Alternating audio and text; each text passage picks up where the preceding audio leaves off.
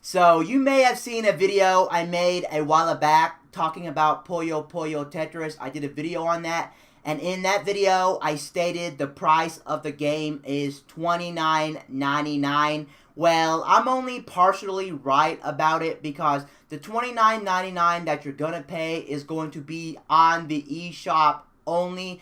If you're thinking about buying the physical version of Puyo Puyo Tetris, it is going to cost you $10 more, which is going to bring the game up to $40. Now, honestly, I was not expecting that, but honestly, digital games should be cheaper than physical games because it should be less for the manufacturer to not have to worry about a physical disc or a cart or the manual or the case. So it should be cheaper in premise. It should be cheaper that digital games are higher than physical games. This is the first game that I know personally that's been cheaper digital than it is physical. Is this going to start being a trend in the future? I'm not 100% sure about that. It probably will vary between developer to developer, so it will vary between that. So it looks like if you want to save a little bit extra cash, if you want to save $10, then definitely go ahead and buy the digital version of Puyo Puyo Tetris. But if you really want the physical copy, be willing to pay a $10 more right out of the gate.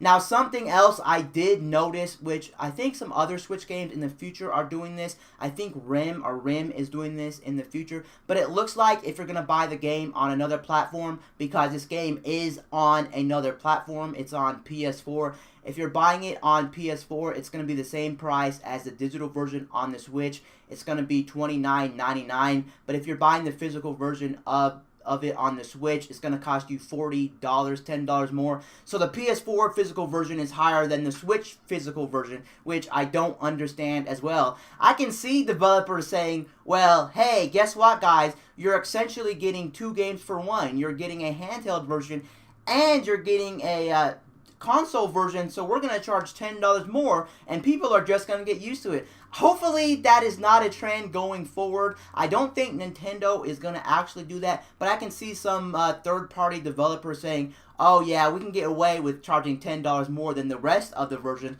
whether it's a Xbox One game, or whether it's a PS4 game or a Switch game. If it's on multiple platforms, I can see them charging $10 more, just trying to get away with, oh, it's you're getting two versions for the price of one, which is kind of unfortunate, and hopefully we do not do that because that is not fair. Our games are actually a little bit underpowered if you think about it compared to the competition, so it's really not too fair, honestly. I hope they don't try to claim it every single time because that's really going to suck. One thing also to take note is it looks like you cannot actually get games at midnight when you're buying them digitally. Now, I'm not sure about first-party AAA Nintendo games, but I do know for a factor when it comes to some other games like third-party games or when it comes to indie games, you cannot get them at midnight. I just checked right now for the game Puyo Puyo Tetris, and it's still not currently available on the eShop as we speak right now. It'll come out later today, but technically today is the release date, so I don't know why they're not being released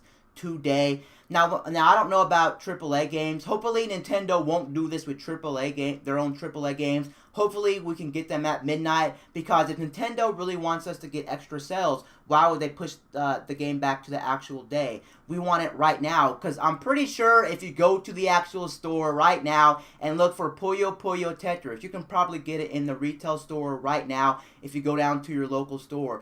And most people don't want to wait for a game. When it's the day of the game or midnight, they want to get the game. They don't want to have to wait. And it looks like for digital games, it's looking like you have to wait. And I do think also maybe, I don't know if that's Nintendo's issue with the eShop or third-party publishers. I don't know what the deal is, but hopefully this will be sorted out. So every game that comes out on the eShop will be coming out at midnight on the Switch. Also, I do remember in the past, like the 3DS at least, we did have pre-purchase games. I don't remember if that was on the Wii U. It might have been on the Wii U, but I remember in the past that we had pre-purchasing games, and basically what pre-purchasing means, you wouldn't have to buy the game when it hit the store, so you wouldn't have to type in like an eShop card, you wouldn't have to type in like a credit card, you wouldn't even have to press a button to confirm your purchase. Your purchase would already be ready, and then you can just click on download, and it would be ready to download. Unfortunately, that feature is not there on the Switch. at all. I looked as well. That feature is not there on the Switch at all. Maybe we'll get that feature in the future as well. But anyway, guys, I just really want to talk about Switch pricing for different games. Anyway, guys, peace out. I'll see you guys later in my next video. I'm out, guys.